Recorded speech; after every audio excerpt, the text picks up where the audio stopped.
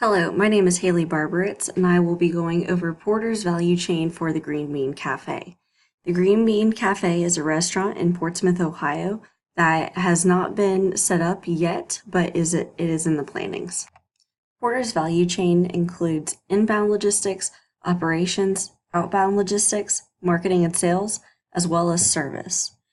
These value chains all link together, and the reason for this is that each space on here affects the next stage. So anything that's wrong with the inbound logistics will then affect operations, which will then affect outbound logistics, and so on and so forth. First, I will go over activities that are involved with inbound logistics. First of all, the inventory is primarily food. It will be stored in the basement, which there is lots of space for storage. However, the life of non-processed foods are short, so this could cause a problem for inventory shortages if the food expires, and it's also a cost problem. There will come a need eventually for calculating which foods are used up quicker than others to calculate food ordering. Also, when the building was having construction done on it, there was a door built specifically in the back of the building so food can be delivered during operating hours. This makes for easy and convenient receiving. The next step in Porter's value chain includes operations. For operations, some food will be pre-made for easy pickup, and equipment is strategically placed together for quick assembly of food. So the stove is placed close to where the silverware and the bowls are going to be, as well as the vegetable storage. This is a restaurant in which food will be picked up and assembled quickly, so then customers will flow through the line, end up at the cashier after placing their order, and then they will either leave with their food or take it to their table. Following operations is outbound logistics. So getting the food out the door, pre-made foods are going to be available for a grab and go. People who are taking their food to the table to eat in will be able to customize their food, but it might take a little bit longer than the grab and go. I'm also going to make some delivery options, which will require necessary licensing and development. There will also be some eat-in options. So like I said before, you go through the line, place your order, and your food will be ready just a little bit longer than the grab and go. In terms of delivery, to make this run a little smoother, I'm going to be developing an app to better process pickup and delivery orders.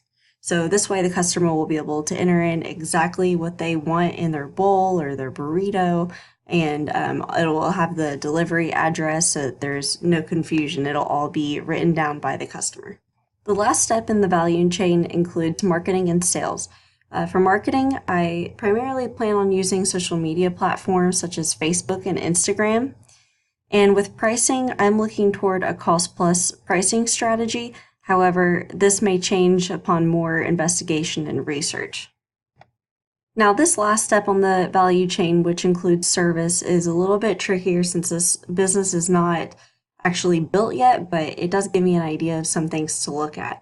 So whenever I'm trying to hire people, I'm going to try to recruit friendly, customer service-oriented individuals who are familiar with restaurant customer service, which is different than some other types of customer service.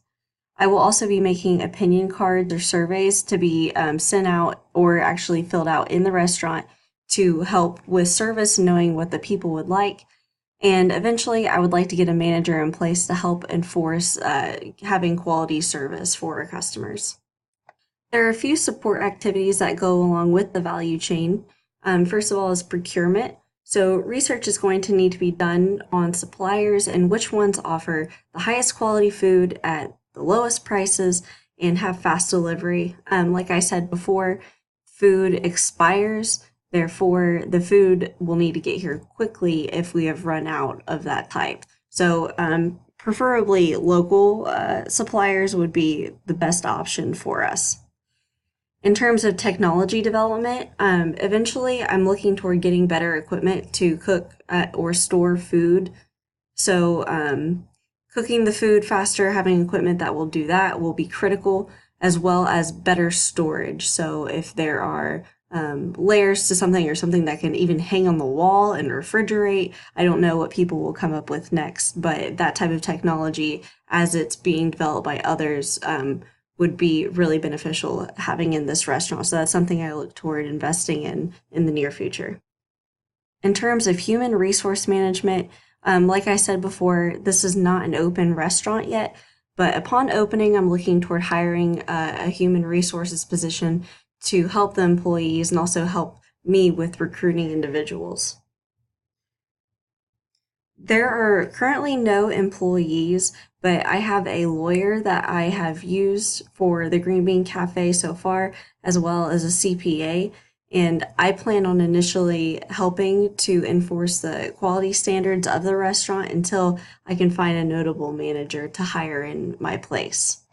Even though my restaurant is not up and running yet, the Porter's value chain helps me think of some things that are going to help me along developing the business, and things that especially need to be looked at in the process.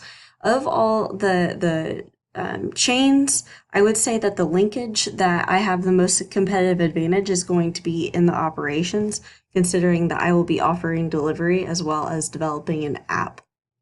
Tying along with that, I'm also doing a better job than most restaurants, or I will be, should I say, at outbound logistics, because I'm making it easy for the customer to receive their product. That is my presentation. Thank you very much for listening.